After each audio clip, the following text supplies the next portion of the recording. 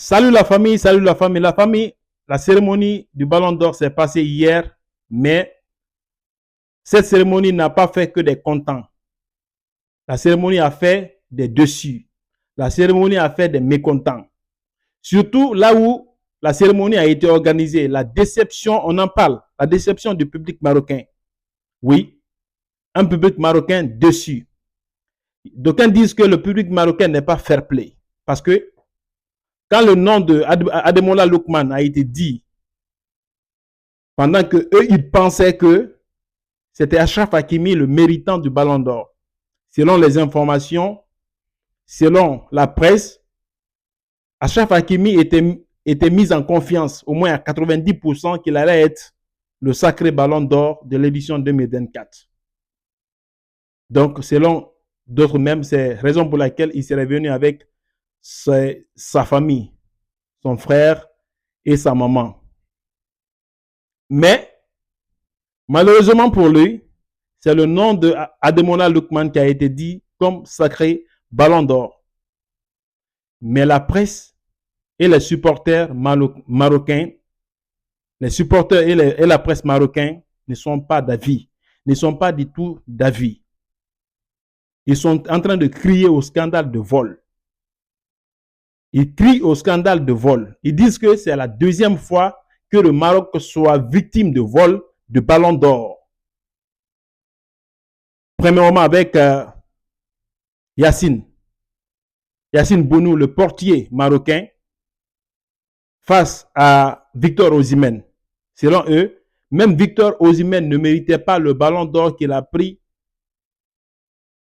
en 2023. Selon le public marocain, le méritant de ce Ballon d'Or, c'était Yacine Bounou, le portier de l'équipe marocaine. Et cette année, Achraf Hakimi, parmi les 5 nominés, parmi les 5 favoris, c'est finalement Ademola Lookman qui prend devant Achraf Hakimi.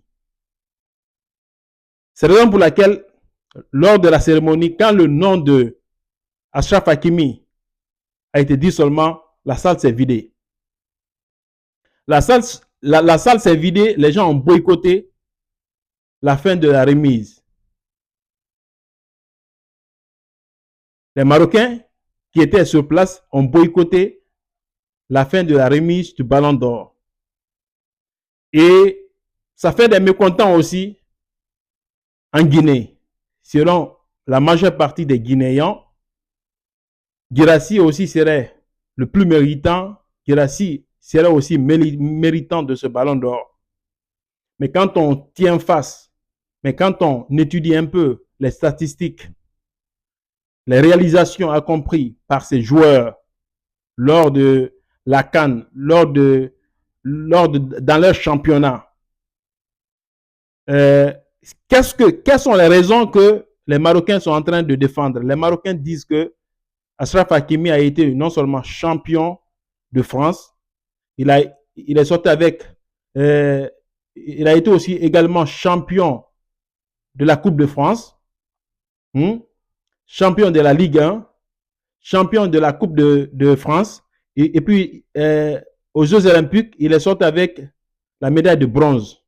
Donc, selon eux, Achraf Hakimi était méritant de ce Ballon d'Or. Et on a vu tous aussi les réalisations, la performance de Ademola Lookman, dont son triplé lors de la finale de la Ligue Europa. Vous voyez, où il a flanqué 3 buts. Et il a été aussi finaliste de la Coupe d'Afrique des Nations, où Achraf Hakimi jouait.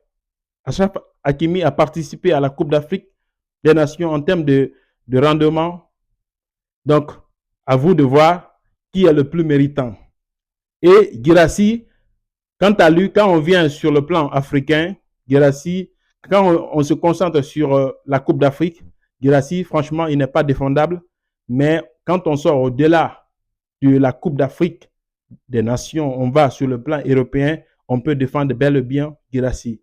Donc, selon vous, qui est le plus méritant entre Achraf Hakimi, que les Marocains sont en train de réclamer, le ballon d'or, Ademola Lookman, qui a eu le ballon d'or, et Serhou Guirassy, dont les Guinéens sont frustrés parce qu'il n'a pas eu de ballon d'or. Dans les commentaires, s'il vous plaît. Franchement, quand même, cette remise a fait quand même des mécontents. Ça n'a pas fait seulement que des contents, mais il y a aussi des mécontents. Et pour préciser, pour une précision, moi je suis confus. Je suis tellement confus. Comment est-ce que les 11 types de la CAF, les 11 types, dans l'équipe type de la CAF, on n'a pas vu Serhou Guirassy. Serhou Guirassy qui était parmi les finalistes et Victor Osimhen, absent des finalistes. Mohamed Salah, absent des finalistes. Les deux attaquants se retrouvent dans cette équipe, mais malheureusement, il n'y a pas le nom de Guirassy. En quoi, pourquoi Guirassy figurait maintenant parmi les 5 nominés? Franchement, c'est une confusion totale. Quand même, qu'est-ce que vous pensez? Est-ce que le public marocain a réellement raison de défendre Achraf Hakimi?